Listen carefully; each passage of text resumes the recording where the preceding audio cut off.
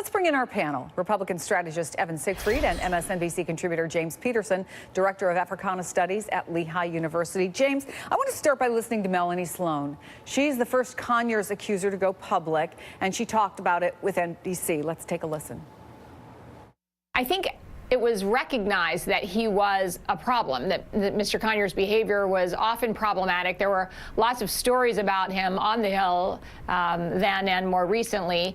And so it's not as if anybody didn't believe these things were happening. It's just that there was no way for anybody to actually do anything about it. Each member of Congress is really their own little fiefdom, and there are no rules about how they treat staff. So obviously, James, this puts a lot of folks in a very difficult position. There is no denying the fact that Conyers is someone with an incredible place in civil rights history, somebody who was a founder of the Congressional Black Caucus. So how do Democrats handle this? Well, they need to listen to the allegations and listen to the women who are speaking out.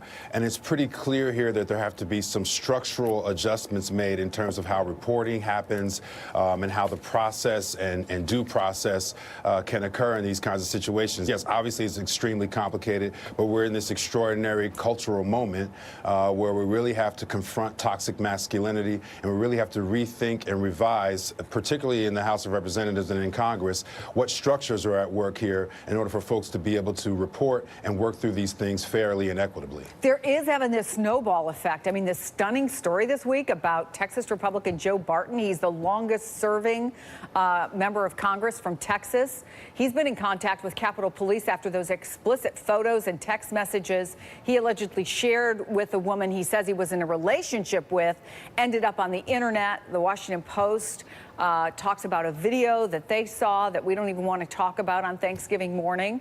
How do you think lawmakers and staffs that represent them need to handle what has just been, I think, a deluge of information that shows just how ineffective, and that's, I think, putting it lightly, the system in place in Congress is right now?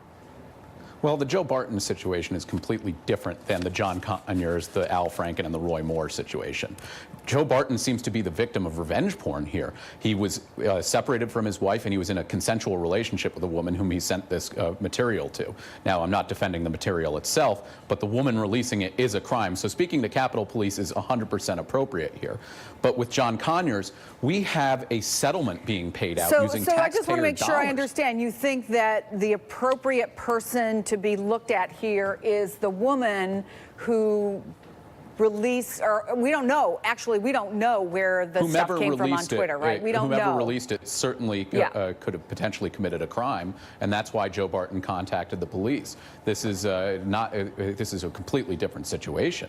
But again, John Conyers used taxpayer dollars to settle privately a sexual harassment claim against him. And I think that's a very big problem in terms of the structure within Congress for how we're doing that. And I'm sure there are more settlements. Remember, Democrat Kathleen Rice called for Conyers to resign. There needs to be a zero-tolerance policy here. We have zero tolerance, at least among younger Republicans, of Roy Moore, which is why the Young Republican Federation of Alabama said they withdrew their endorsement and cannot in good conscience support him. And I think that Democrats should do the same here. I don't view this as a partisan issue. This is a moral issue, and we need to send a clear message to anybody who would engage in such behavior that this is not acceptable and you will be punished. James, let's take the allegations against Moore and the campaign that Doug Jones is running. Is it enough to make Doug Jones a senator next month? What's your take on what's happening on the ground in Alabama right now? Oh, it's a really unfortunate set of circumstances, obviously. I mean, it seems as if former Judge Roy Moore is not trying to sort of work on any kind of investigative process in terms of the allegations against him. He's denying all the allegations. You probably saw, Chris, that Doug Jones was out with a really powerful ad this week called Immoral, where he's sort of making the case to the Alabama voters as to why Roy Moore may be unfit for office going forward. I think this is a moment where where all of us have to think very, very seriously about how masculinity operates in our society. And we need everyone to be held account in these particular situations. But it's clear that in terms of representative politics, we've got to change the structures in order to confront this challenge most directly. Is this a really a watershed moment, do you think, Evan? And I mean this both for Republicans and Democrats, because both sides have been complicit in putting rules in place that protect members of Congress more than they protect the people who have been preyed on by these folks who, frankly, shouldn't be there representing the people in their districts, shouldn't be representative of who we are as a democracy. Is this an important moment, not just to see what they do, but how quickly they do it?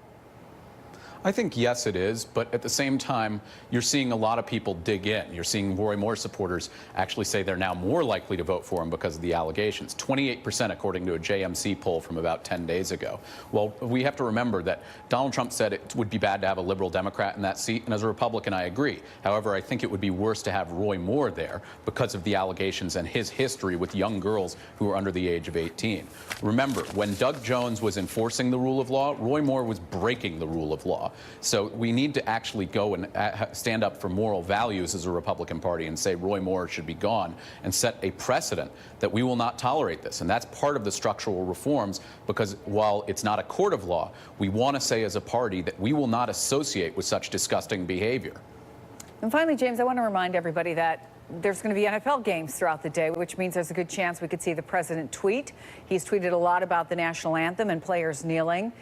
And there is a lot of criticism, I think, particularly from some civil rights leaders and people who study this, who say we've seen a pattern of the president going after African-American players, commentators, and in one case, a father, but staying quiet when it comes to some prominent people on the other side, including white coaches. How do you see this? I mean, it's pretty clear that the president is much more apt to pick a political or Twitter fight with black folks and with black athletes in this particular case. I think it's too often that we just have misconstrued what's been going on in the NFL. These players have a right to protest around an issue that they see as a critical issue facing this nation. There's nothing more American than athletes or citizens standing up and saying, hey, we can have a better criminal justice system. We can have a criminal justice system that doesn't target black folks. You know, this is a moment where we also have to think about the ways in which we've often said that athletes are apathetic.